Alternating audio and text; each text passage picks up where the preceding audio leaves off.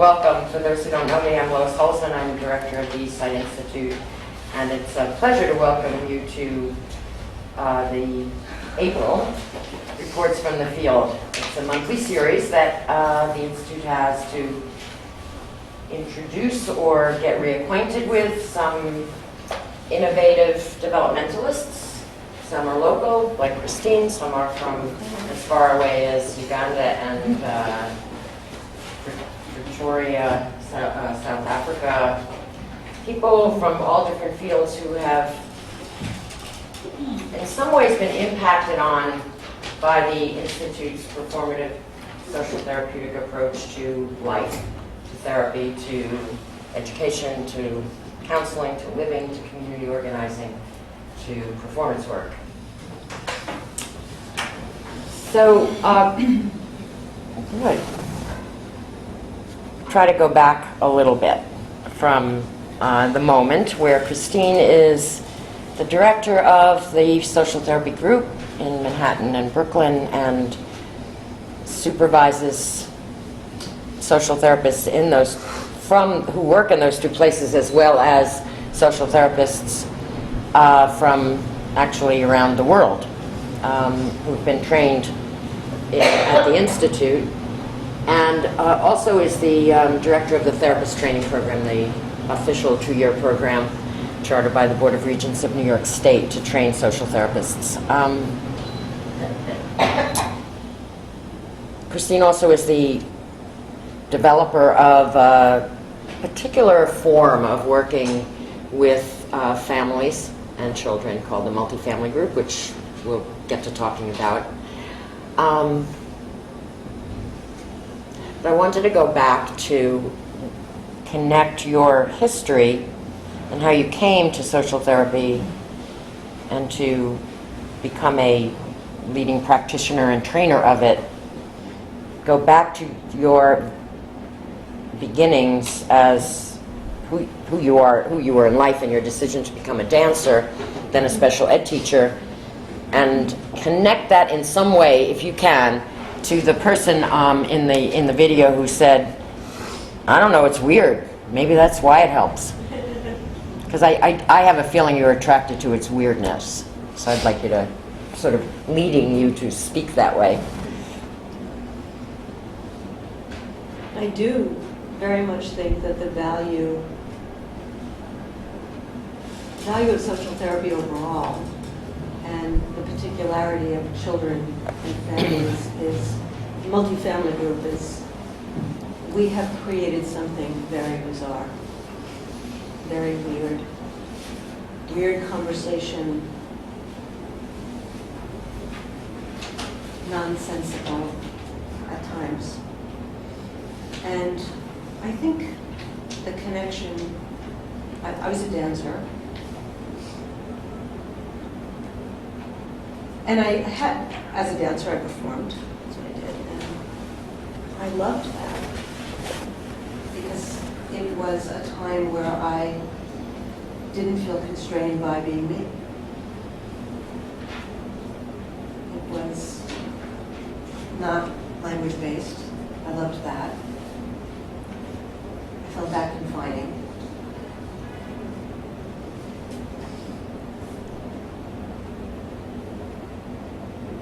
And it was creating together with people, some of whom you liked, some of whom you didn't, some of whom were a pain in the ass, some of whom were your best friends, and you were very close in the activity of creating something together. So I was working as a dancer, and I had the opportunity to work with Dr. Mbois, who was from New York City Ballet. And we worked together for 2 years. And he had started the National Dance Theater for young people, and I worked with him. And we began to work with deaf students. And I was there as a modern dancer. He was obviously a ballet dancer. And I found it very, very intriguing.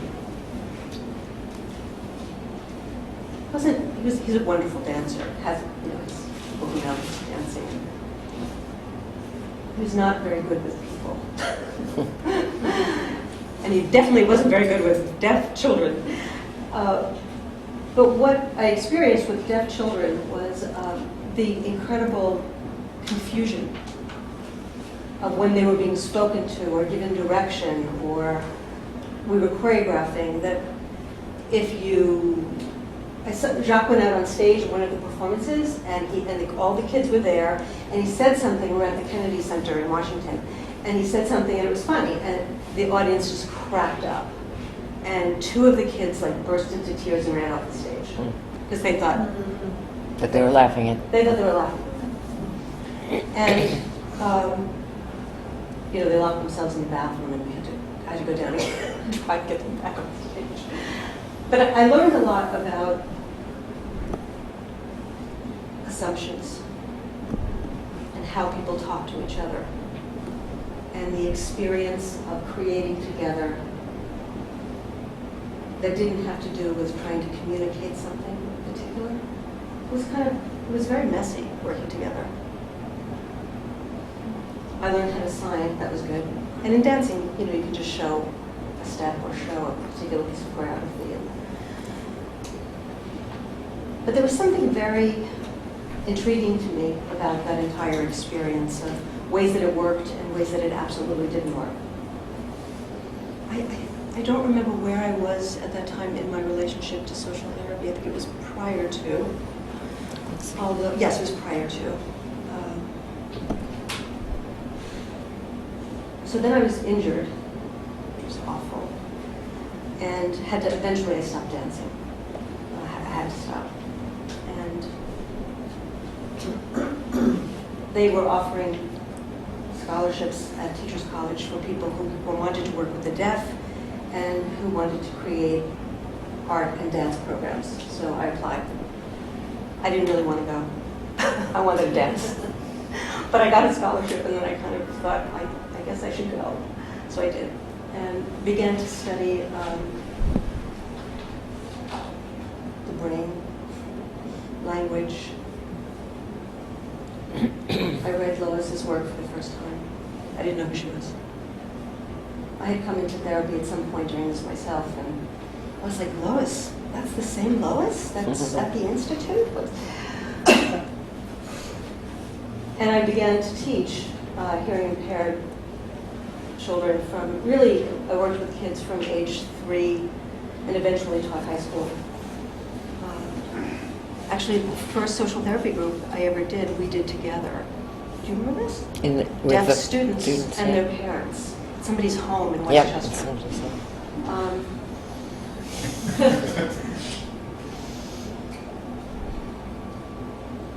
So it seemed, as I came to understand social therapy, in part by being in it as a patient, but also as we began, and Fred began, and Lois began, the Institute began working on the activity of performance as being a key activity of development. It was very clear that that's where I wanted to study, because I felt very connected to that, and the importance of the capacity to perform, go beyond yourself, play in the most serious of ways. And there was a lot of room, social therapeutically, to do things and try things that other people might have thought you were really crazy for trying. Whether it was with deaf students wanting to, they were very upset because they were reading very first grade books, and they were in high school. They wanted to read Romeo and Juliet. And I was like, you can't read Romeo and Juliet because you can barely read. And then rethinking that, having conversations with Lois and other people at the Institute, and we read Romeo and Juliet together. And it was, on one hand, horrible. It was impossible. And it was very meaningful. And we created a very meaningful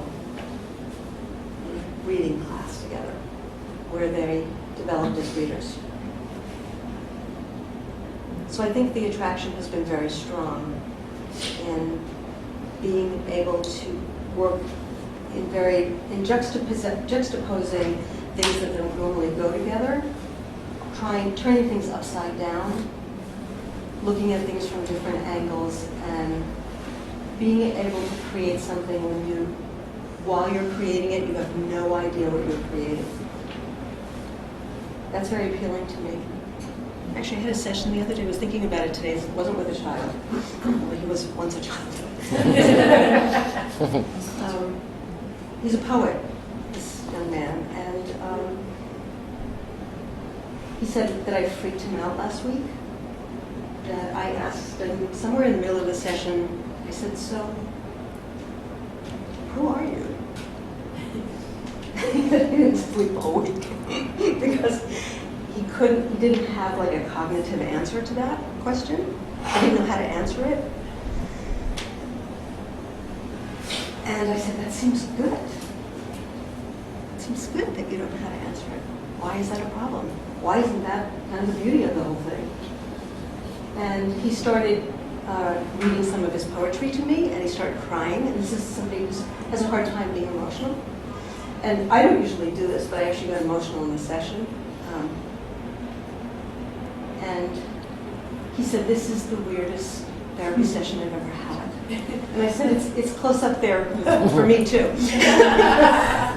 And that was the session. And I thought of play. And having weird conversations and not having to make sense. In a way, somewhere in the middle of the session, I thought, I have really no idea where I'm going here. And I think it was very helpful to him. So that's the attraction. It continues. Mm-hmm. I don't think I'm going to grow out of love with social therapy. Mm-hmm. So it's a lifelong love affair.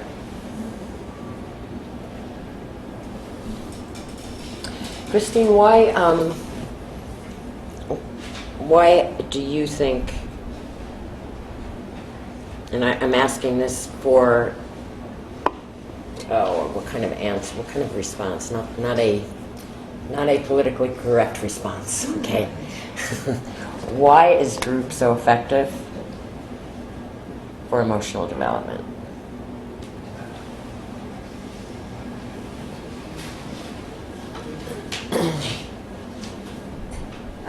My understanding of that is that we're all walking around to some extent in our heads, feeling disconnected, isolated from each other, thinking we have to know what to do, thinking we have to even know what the correct question is, and what's the correct answer.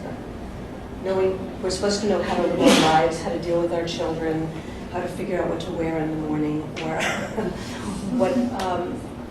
how to deal with a crisis. And to think that we could, I think it's very, very, very crazy to think that as an individual, that you somehow, in some alienated context, could continue to grow and figure out and create your life in a way that isn't greatly distorted.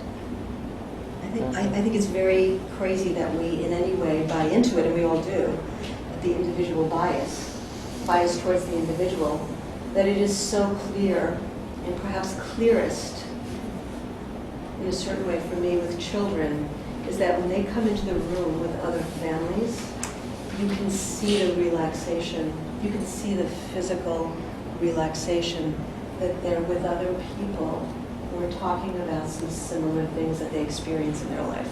That's true for adults also. But there's something about seeing an 8-year-old hear that your parents are divorcing too, or you have Asperger's, you have that. There's an immediate relief in the room. So in some sense there's an understanding that I have and an experience of that, but I think the activity of doing group, it is very clear to me that people develop as you build a group. I mean, it's a sensuous experience of it. So even if there are parts of it that I don't fully understand sometimes, or I may not be able to articulate exactly, it is, I've been doing this for, 28 years. It's unbelievable what groups can do.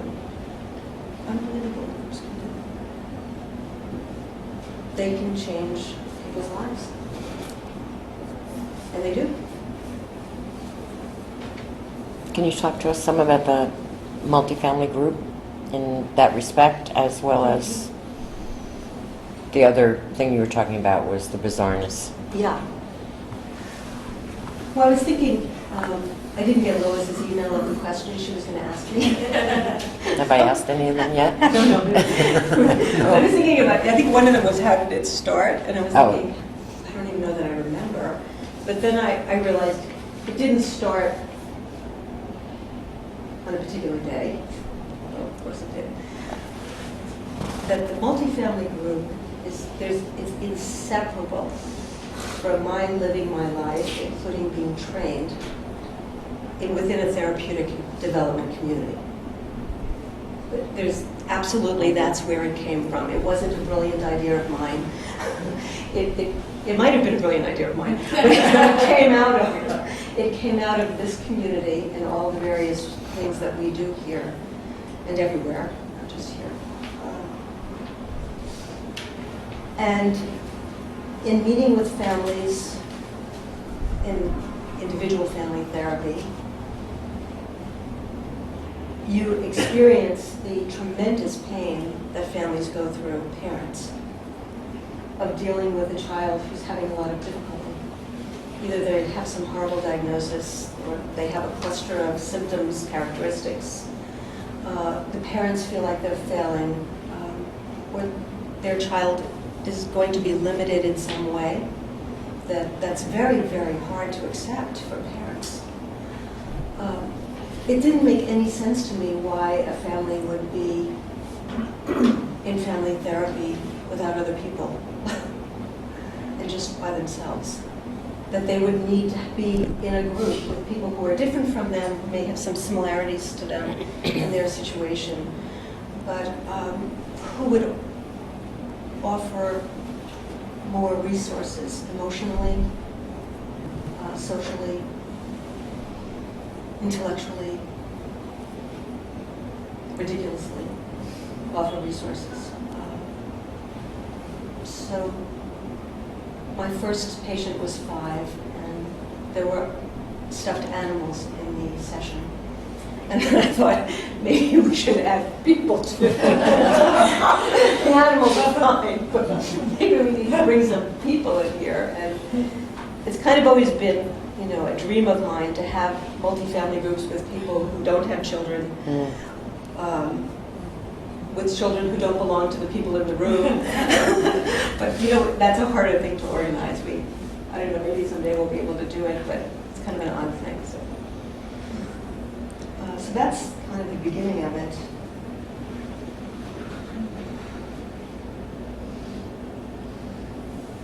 So what am I going to say about that?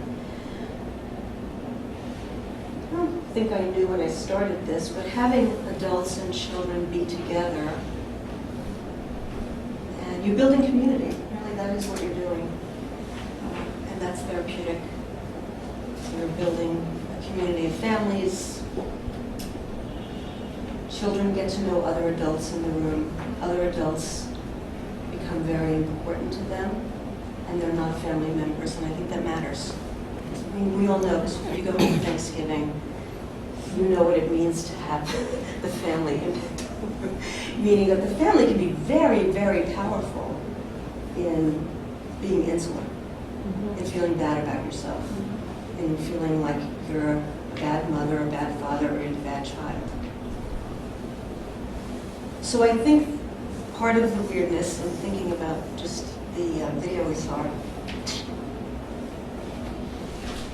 for children to find out that it's not about them is a very contradictory experience. I think they are shocked, no matter who they are, black, white, poor, rich, whatever they are, that the world is not centered around them, that it's not organized for them. Because that's, on some level, that's a very big experience they have. Like in a supermarket, a child was crying and the mother was saying, these cookies, you're going to get these cookies when we get home, and they were baked just for you. I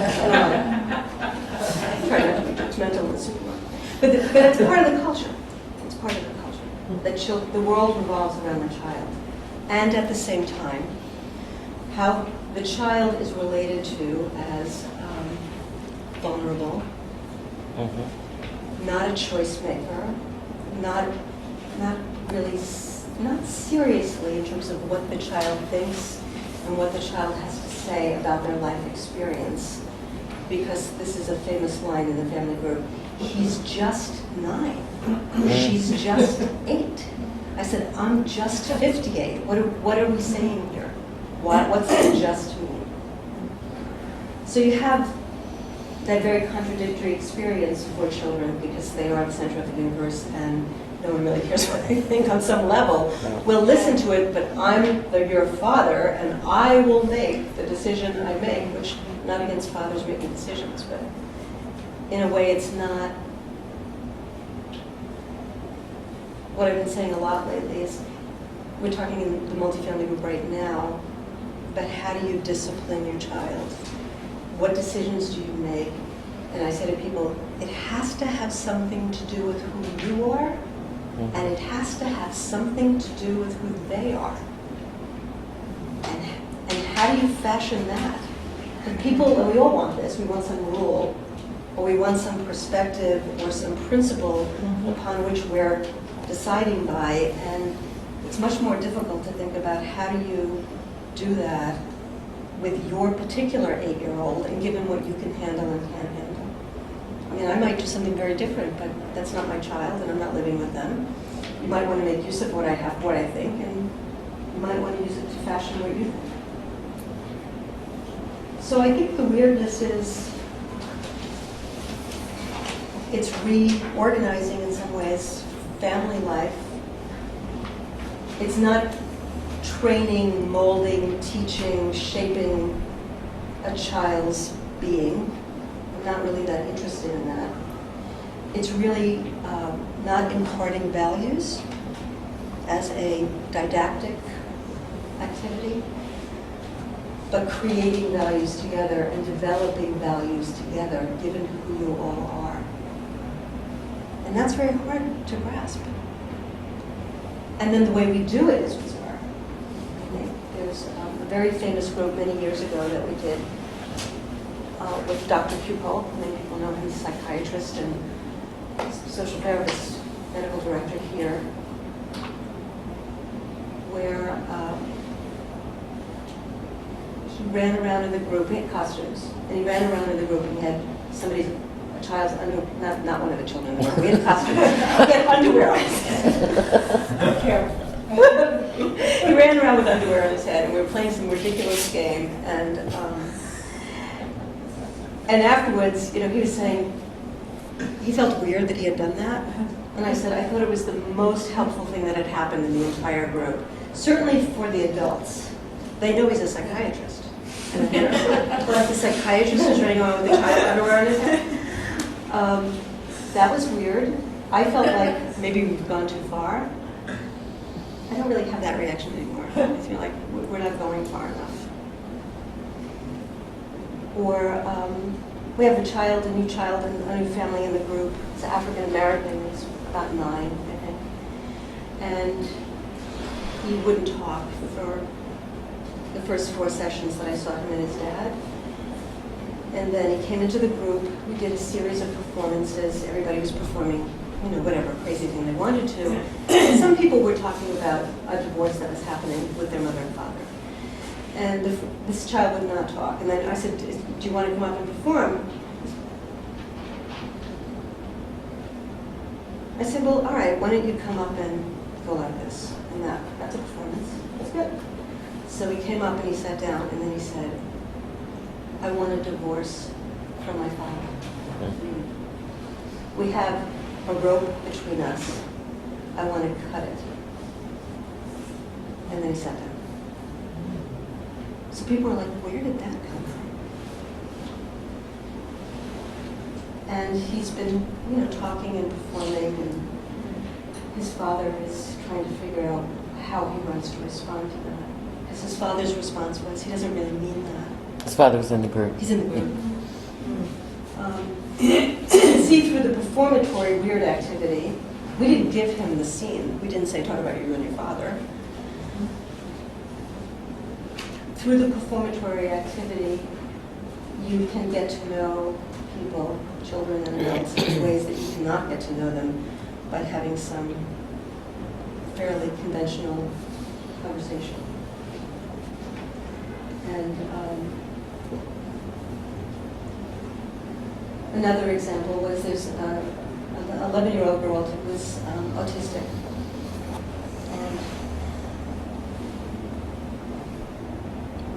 she loved performing, and she didn't make any sense. And she was kind of crazy. And her mother, this was very painful for her mother to see her acting crazy in front of everyone. And then it was like 5 months into the group, she said she wanted to do a scene. And she did a scene where, she called me Dr. Fee for Service. That was her name, which I thought was really great. So obviously she knew something about what was going on. And I can't remember who the characters they played. The mother was not the mother. She was somebody else. And the kid was playing a doctor or something. I think the two of us were doctors. And then she started talking about how she was furious that she was autistic and that she had never been allowed to say that she was, and that her mother wouldn't let her say that she was, and that she is, and we have to deal with it. And she wants Jimmy Choo shoes, and she's autistic, and she wants to wear a red dress, and she's autistic, and she doesn't have friends, and it's really painful being in the group because she doesn't have friends, and it's obvious that she doesn't have friends because it's something to do with this autistic thing. And here's my 2 cents. She gave me 2 cents. Here's your 2 cents. Keep it to yourself. You're always giving me 2 cents, Dr. Feelgood. Just here's your 2 cents. Now be quiet. You got your fee. And she went on. The mother, it was just this went on, it must have gone on for about 20 minutes. And the mother said she felt like she had to run out of the room because they had never talked about this. And it was very, very intimate, and it was kind of excruciating all at the same time, and it was wonderful. And it was crazy. I mean, it was talking about being autistic, talking about Jimmy Choo shoes. Her mother didn't even know she knew what Jimmy Choo shoes was, were, whatever. And she decided she didn't want to come to group anymore because it was too hard and too painful. And the daughter. And the kids in the group kicked her butt. Like, how dare you walk out on us? We've done this together for 6 months. We don't care if you're autistic or whatever you are. You can't walk out on us because you're a part of this group. And she slammed out. Next week they came back because her mother wanted to leave the group. And what she reported when she came back is that, I forget the child's name, Mary, told her, we can't leave because I can be autistic now. And you're going to have to deal with it, Mom. That was weird. And again, I in no way was just thinking back to our early history of talking about some of this so it makes it sound like it's magic. And it's so not magic. It's poetic, it's performatory, it's therapeutic, it's creating a respectful environment where people can figure out what they want to create together and create it. So that's what she created. She created a place where she could say, I'm autistic. People said, you may not, you're saying you don't have friends. The group feels like we're your friends. So where do you get off saying we're not your friends? Because we are. And that whole process, as you can see, is everyone grew, including the therapist.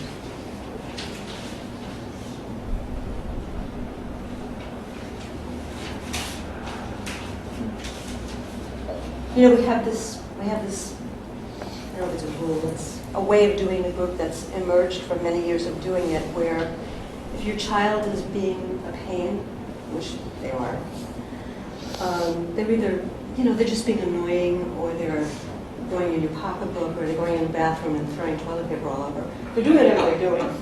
Where we ask the parents not to discipline them or not to correct. We ask the parents to ask for help because they might need help given what the child's doing. That's very hard for people. Very, very hard.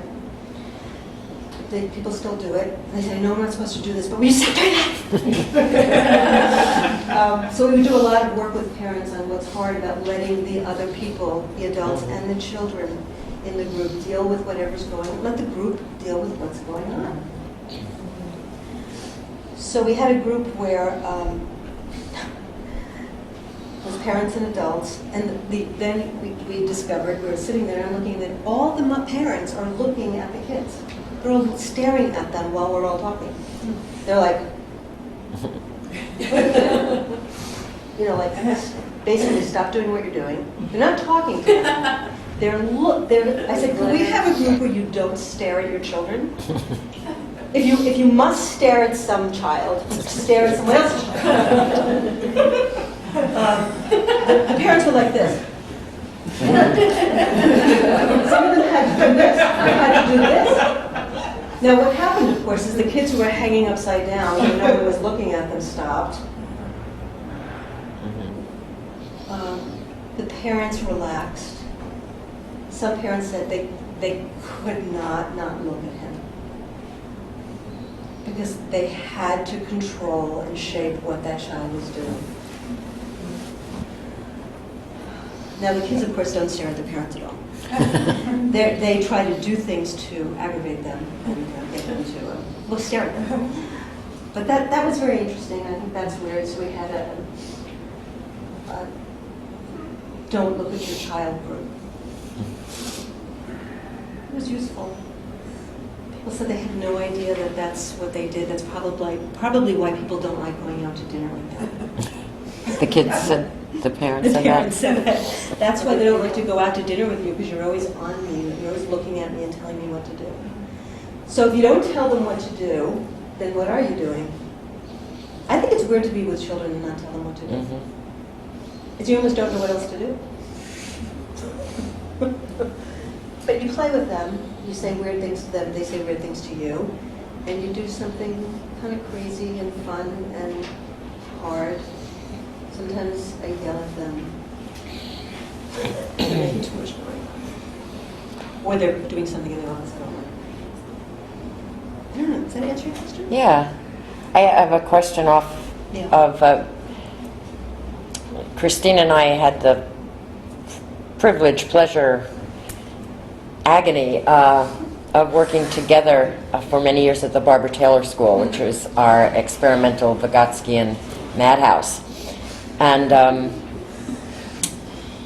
what I was thinking was we eventually closed the school because it was, one way to put it is it was not viable financially at all, and part of that reason was that even though it was what we thought exactly what kids needed and families needed, it was too big a risk to send your kid there. And parents would see the craziness and some very troubled kids, if you will, and they didn't want their, quote, normal kid to be with these crazy kids. So here you have a group, and what you said is that parents don't want other people to see their kid being crazy. But how do they feel with their kid being with kids who are, have problems as well, rather than being with the role models, if you will? Well, I think it's very hard in the beginning. Generally speaking, people have, if a child looks funny, they look autistic, or they don't talk well, or something. I think people are concerned about that. And I think in the activity of performing the group,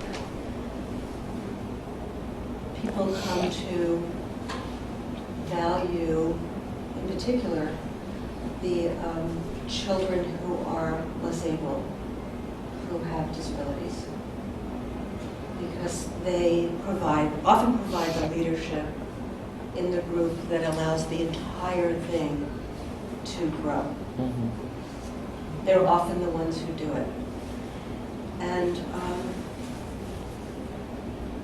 so there was an autistic boy who was, I guess, 5 or 6, and I don't know how old he was. Lisa, you remember? Peter. No, yeah, about I mean, he would seem totally not relational, just walk around, spaced out, whatever. He wouldn't really respond when you spoke to him that much. I think if there's one child like that, I think people can do it easily, more easily. I think if it's more of a mix, people have a harder time. And then there was a very, very bright young child who was, very well spoken, very large vocabulary, verbal, quite bright. Seemed like, wow, wouldn't you want to have a kid like that? And as we discovered in doing the group together, it was actually the child that seemed very intact was the least related. Mhm.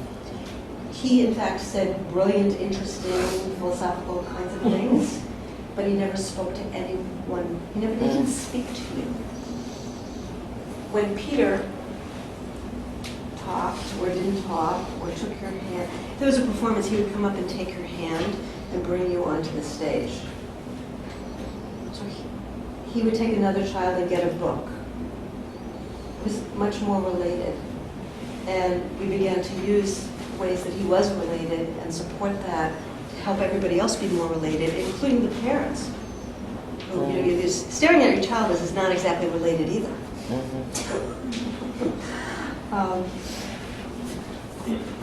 So I think it's what I was saying before, it's creating values together. I think it's one of the values that we create is what people bring. And people who are not like you, whether they're not like you for whatever reason, have something to give you. And we have to find a way to create with that and create a meaningful time together. So the child who goes, I hate this, I don't know what we're doing. We had a child who did that for 2 years. It was great. That was great. What are we doing? What are we doing? What do we want to do together? That was, somebody would turn to him and say, okay, Jonathan, say your line. I hate this. What are we doing? It's like that's one of the most valuable lines of someone in the group. So I think people have seen those kinds of things as well as a sensitivity to being ostracized, a sensitivity to hurting another child that many children have who have disabilities because they are treated badly and they're, prejudiced against. And they can be very thoughtful about going over to a mom and saying, I know the group just told you, you're not doing mom very well, and it's okay. Like, we'll figure it out.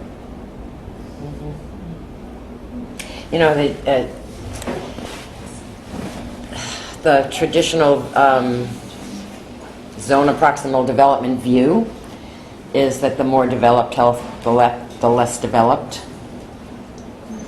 That's not your experience. There's more of a dialectic there. Right. It really goes both ways. I mean, certainly the most developed bring something to the table, but the least developed, I think, are the real jewels of the work. Yeah. I mean, I think that your work and your description of work with children and adults together is very valuable for illustrating that, because that's a hard thing to get people to see at all. I mean, number one, that there is a zone of proximal development, and the growth and learning is not individualistic in the first place is hard, but then the next step of, well, the more diverse it is, and it's not just the expert and the novice, but it's, it's quite complex and it goes all over the place. It goes So, all over the place. I have one more question, and Yeah. then in 2004, it might have been, you had a little column it's a column from 2004 in Brooklyn Parent, and you're talking about how parents can either help or at least just allow kids to grow from painful experiences. And you said this one thing that I would love you to speak more about. It's I agree with it totally, and it's, I think, provocative in the world. So you're asking her to have more grown-up conversations, and she's worried that she's not mature enough. This is a child, I don't know how old, 8, maybe 9, 10, or maybe, what, doesn't matter. And so what I'm quoting you say, I told her that having more grown-up conversations might help her actually be more grown-up, and she decided to give it a try. So she doesn't know how to have more grown-up conversations, and you're suggesting that she should do that, and that'll help her grow up. I think that, particularly with children, I think anybody who has relationships with them, there's a very, very big pull to protect them and to help them not feel bad. We don't want children to feel bad.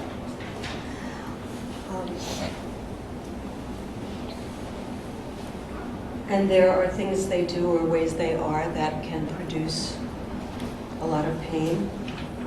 Things they're going through, ways that they're making sense of it or not making sense of it. Just being in middle school is painful for many, many, many people. Pretty much wherever they live, in the tri-state area anyway, and probably beyond. I mean, I get emails from people all over the country about their children in middle school. And very often, kids don't want to talk about that because it's embarrassing. It's exposing. It's humiliating. They think they're supposed to know how to handle it. They want to act like it's not really going on. Or, actually, I just thought of one example of this. Of someone who was desperate to be cool. This is middle school. And she was in the cool crowd for about, a minute. She was in there.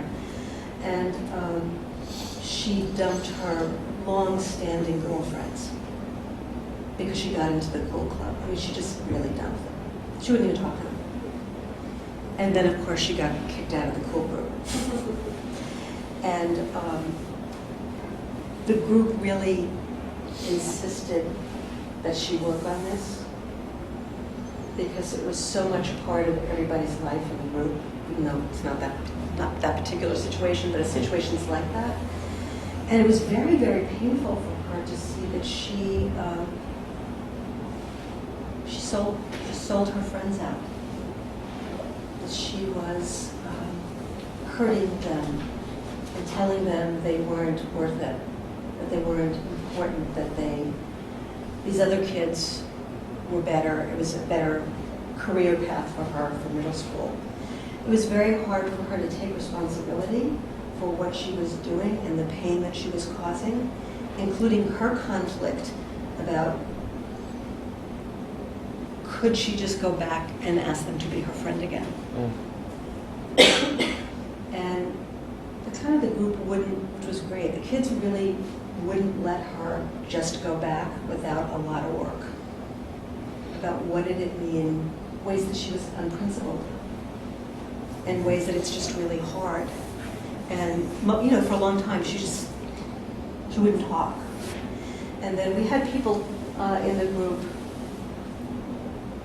talk for her, even though what they said might not be right or might not be exactly correct, to be able to say what they thought might be going on. And they said all kinds of things, some of which, of course, did resonate for her. And she was like sobbing on the floor in this group. Her mother was, crying, and her mother wanted to kind of help her stop crying. She wanted her to stop crying. And I was like, why? Let her cry. This is painful. This is hard. She's been very, very mean to people, and people have been very mean to her. And she's caught in a really not good situation that many young girls are caught in. Let her experience her life. She'll stop crying eventually.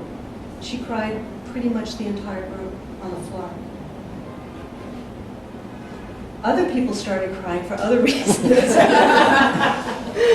Somebody's father was in jail, or somebody's mother was sick, or they were not good at learning. And parents had a very hard time with this, of letting the children just cry and not trying to take the pain away. One is, you can't. That's really the main reason. You can't take it away. And pain is something you can build with.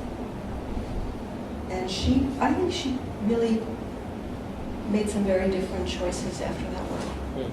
You know, not that she wasn't still conflicted or whatever, or still all over the place, but she wanted to be a certain kind of girl. And she wasn't able to do it because she felt so pressured.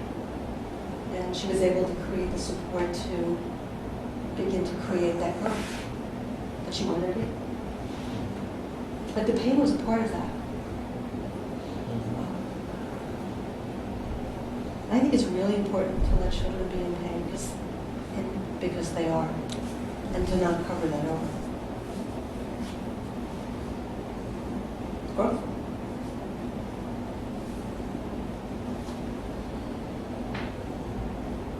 I could understand why it's very hard for parents, because sometimes I have to like sit and hold on to myself and not soothe it away or something. But that's true with adults also. Like, we don't need to be taking care of people. People need to go through what they're going through.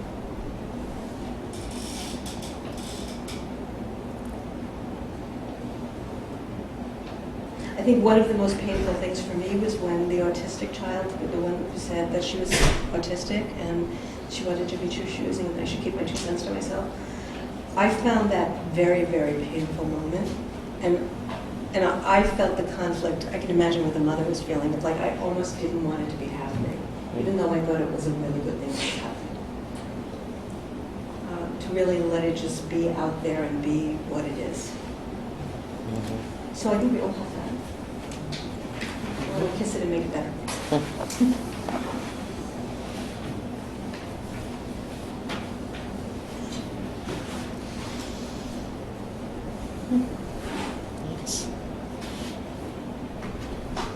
Floor is open.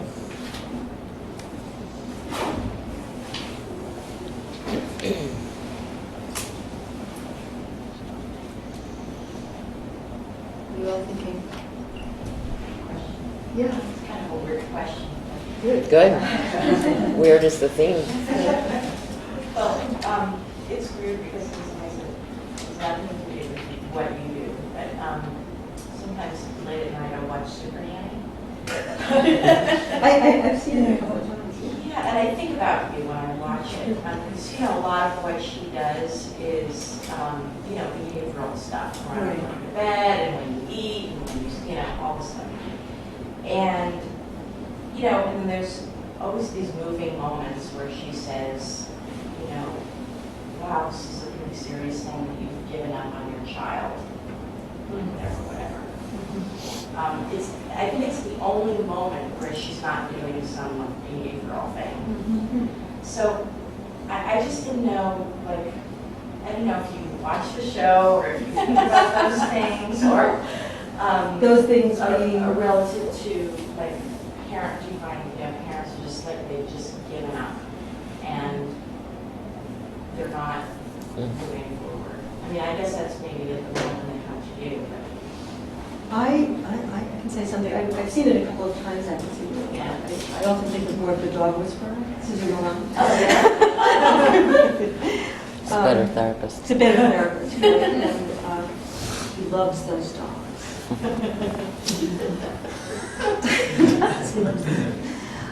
I think that some of the children that I've met through therapy.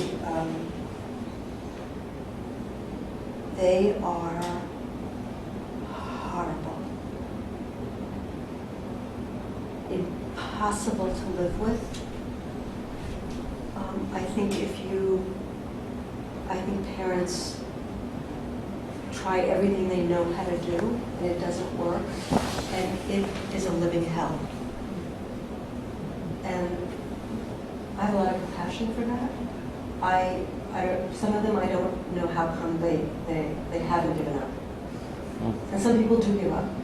But there's no romantic thing here.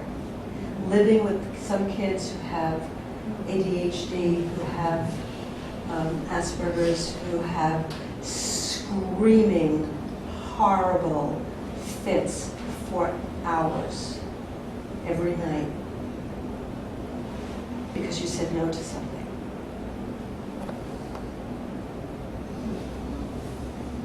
So if parents have given up, and I think some parents we see have, and although they come, because they basically, I think they are saying, I've given up, can you do something? Can you take care of this? So I think that's okay, because I can't imagine why. I don't know how they do it. I mean, we used to, Matt Lundquist and I used to run a group together, and we had one family that they called him like at 3 and 4 in the morning, and he would be on the phone with the kid for like a half hour. I mean, it was just horrible. I mean, it took a very long time, and we made some progress, but it can be really hard. I mean, Steinhardt works with many children in Summit. It can be real. Children are very difficult. Raising children with emotional problems, very difficult. Raising children without emotional problems, they just add emotional problems to it. Fine. In the discussion both in terms of both you speaking and describing the things that were said by kids, constantly using the term autism, but kind of as if we all know what that means. But that's one of the things about autism, that Right, it's we don't know a what it mystery, and that there's so many different types of behaviors and conditions, in this case, of kids who have that label. And also, when Lois, when you're just referencing kids that, about the kids who are at lower level of development and higher level of development and how they participate in the group, I mean, it seems that even that category is very hard to use when you're talking about kids who have quote-unquote autism, because it's so hard to understand, different dimensions of what might be considered development. So I'm just wondering, this is not like a pointed question, but just, is there anything, to say about how that kind of mystery of autism and what development means in this group, in these groupings? Does that have any effect on what you do, what happens?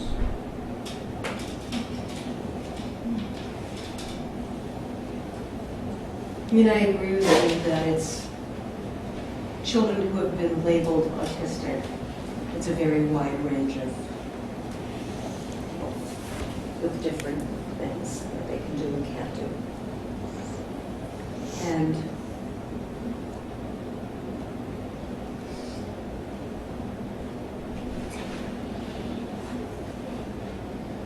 my understanding, and I'm interested in what Lois has to say about this, is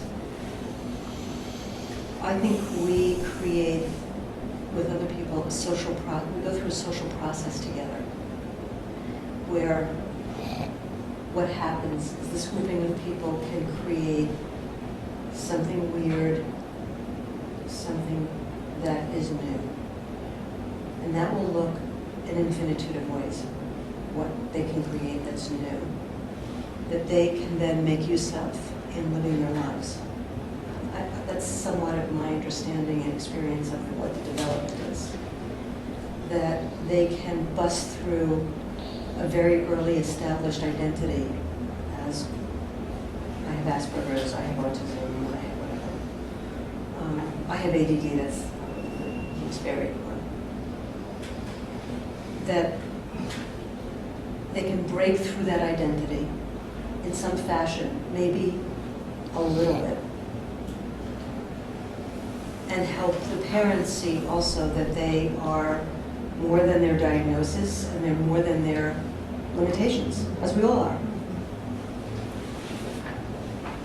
So you have a child that I've been seeing for 6 years who most of the sessions were screaming on the floor. Screaming. It was hard. I mean, I'm not good with screaming. It was horrible. And then has left special education, is a senior at Edward R. Murrow, and is an honor student. So you can kind of say, how the hell did that happen? I mean, his parents say, how did this happen? We related to him, as we say, as having the potential to create with who he is. We related to him as being able to do something other than screaming on the floor for 50 minutes. And very slowly, he and I and other people we brought into this were able to do that. So I would say he's Asperger's, whatever exactly we mean by that. And he always will have that. It's not like it's gone. The character still did language, he's socially awkward, difficulty. And he went from a complete basket case to, he's going to go to college next year. So I think of it as the social activity of making use of everything that we have to help people create something that they were. It's like kind of like in your early writing, you talk about when a child is crawling, you have a particular view of the world, and then you stand up and you see something else because you stood up. Well, there's a million ways that people stand up and locate themselves differently, and they see something different, and then they can respond to that. And that you want to keep growing that exponentially, and I think that's how I understand it. Keep relocating whatever it is that's going on, including the relationships. What do you think about this? How would you answer that? I think I agree 100% with the process that you were describing. I think I start somewhere slightly different, and obviously it has a fair amount to do with that I don't do the work you do. Yeah. So, but I was thinking of the parents saying, and you saying, how the hell did that happen, from the kid screaming on the floor to college? I would say, I think my question is, well, of course that would happen. What's the big deal? I mean, I think I don't view the child screaming on the floor as an aberration. I'm either more romantic, more idealistic, or more something. I don't know what it is, but Vygotsky says that like 90% of the lack of development with kids with, in his day, retardation or defectology, or blindness or deafness, is stigma. Now, I think that for today it's diagnosis. I'm like more idealistic in that sense. I really think that the naming of it, the trying to find the explanation for the screaming on the floor, the this, the that so overdetermines how you look at it that, well, why wouldn't a kid who, my mother said I didn't talk till I was 3 years old. Your mother probably said you were the most colicky baby in the world. I mean, we have these stories about ourselves as babies. So, and I'm not diminishing that. There's this spectrum of behavior that's more or less social and more or less antisocial. Yeah. So, but the process you described them with 100%. See, in a way, these families come with diagnosis. We don't diagnose people. I don't I actually don't mind. I mean, I mind them in terms of institutionally what they do and how they cripple people. However, it's another thing you have to work with. Right. Well, you have kind of to. do. Well, you kind of do. You've got this weird kind of thing they've got, and some people who also have that thing are called Asperger's. But there are people who don't have that thing and they have Asperger's too. And I don't know what that is, but I think the most effective thing was that I wasn't trying to stop him from screaming. Right. Although, believe me, that took a lot of Tylenol. Right.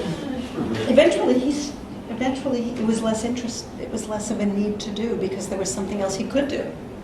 Christine, when you say how you got there, that you weren't into stopping him from screaming?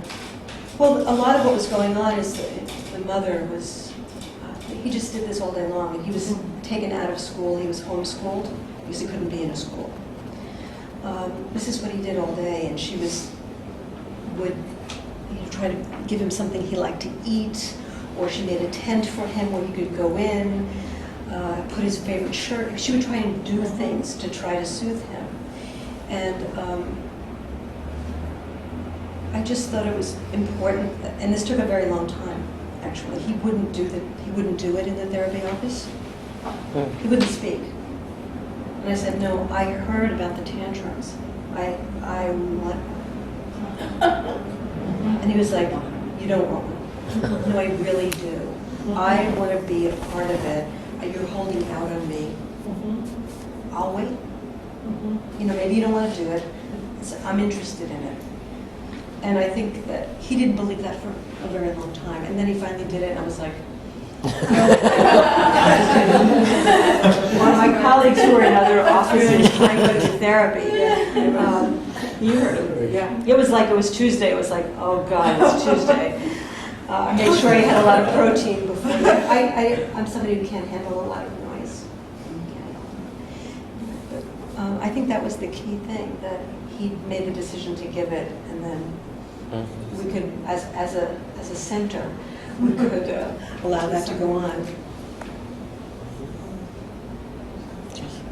Jesse. Yeah, thank you very much. I thought that it feels like it's so helpful, the work that you're doing with young people, with children and families. And I was thinking, as I tend to do, about the need, or the how wonderful it would be to have more of this going on with young people and families, and that you must be getting a lot of calls. And so I was thinking about the training. You've done a lot of work in this area, and I was wondering about, is this something that we are thinking of training, or in the process of training other social therapists in? Is it something that social therapists can do in general? Christine has a lot of experience. How's that going, and are you looking to do more outreach? Or are we overwhelmed with We're always overwhelmed. I'm always overwhelmed. I mean, we trained Matt in working with, and he's also somebody who worked in a school and had an education background. And he could do this, and having a young man do it is very different. He was able to reach certain kids, boys in particular. He was able to make a very strong connection with some kids. Could crawl on your chairs. You could I mean, I think that some people have wanted to learn it, and then I think we haven't really given everything that we're doing at the moment. We haven't gotten to what we want to do with all of this. I mean, I think we were just having a conversation the other day with Fred Newman, where he was saying family therapy is important. The institution of family is important, is where children are raised. It's a very important thing in the world. And that doing family therapies. So I think I would love to train more people. I think at the moment we're not set up to do so. I wouldn't say that. You wouldn't say that? No, bring them on. You have someone who's talented or interested, absolutely. Oh, yes, we could start, that's true. We could There's Anne and Susan. I was interested in whether you thought that this work you could do with just children, or children's groups. Because I was thinking about what struck me is in your work was parents not looking at children. And just having been a mother and being social therapy at a very painful point where the kids were adolescents and doing all kinds of different stuff. And that relief of, one, they don't have to be the center of my life, and I don't have to be the center of their life, but I'm not just the producer of that show. And what that did immediately to what the kids were doing in relationship to their lives and what I could do with my own. So I was thinking about that being so critical to this work. And when you thought, that's what I was just thinking, whether children's groups would make. Part of the multifamily group is we do, a number of the groups are children only, we mix them up. I think it's my experience with younger children, it's very important that the family be part of the process because I'm not interested in being a surrogate mother. And they also need to learn and create how they're going to do the relationship with the child because the relationship isn't working. It's not like just fix the child and then the relationship will work. They're going to have to create another way of relating as well. We did have the experience of a group that went on for 5 years where some kids in it said, we are sick of our parents, we want a group without them, we want a group where we can talk about sex and not just have to look at their faces. We don't want them looking at us anymore, and we hate them. So we started a teen group at their request, and that's going on. And the parents come like one every 6 weeks or something. Oh, yeah, Anne. This is more Jesse's question. What do you think? What does it take to work with families? Like, how do you have to, like, other people's skills? You think that people need to do this kind of work that's like different from being social therapists working with adults? Well, I mean, I think that I do this as who I am and with my history and my performance background. And I think there's many ways to do this. I don't think this has to look a certain way. Right. So people, I think it's really, people sometimes see me working and it may seem frightening to them because, you know, I can be weird. This is not a problem for me. And people don't have to people can do this as who they are and it's effective. So I think you have to be able to play. You have to be able to challenge your own assumptions and biases of who children are and who adults are and be able to really come up against the rules and roles and scripts of the institution of the family. That's not a small potato. But really nothing is that much of a small potato. But the family is formidable. These are my children. This is my mother. So playing with that, you have to be able to do that without kowtowing. And methodologically, your work, when you do social therapy with adults of diverse backgrounds and reasons they come into therapy, it's methodologically the same. It just Absolutely. looks extremely very different. Because the play is going to look very different and you have a different institution that you're coming up against with the family. Yeah. I think there's a level of chaos in the room that looks very different if it's children in there than if it's just adults. I mean, there's chaos in every group every night, but that it looks a little different when there's yelling or crying or tantruming. Although, you know, in the adult groups that happens too, but it looks different. So you have to be able to you have to be able to do that, the chaos of it. And I think the crazier the better.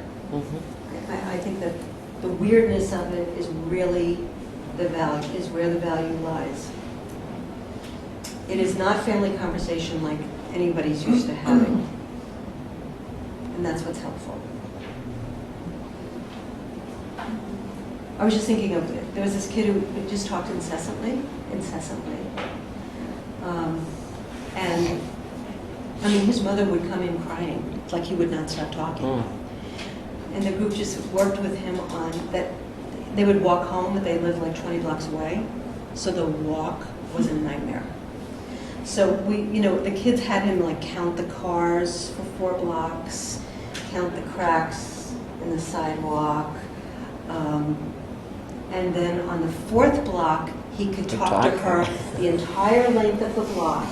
And then when he got to the 5th block, he would count the blue cars instead of the red cars, and this worked for him.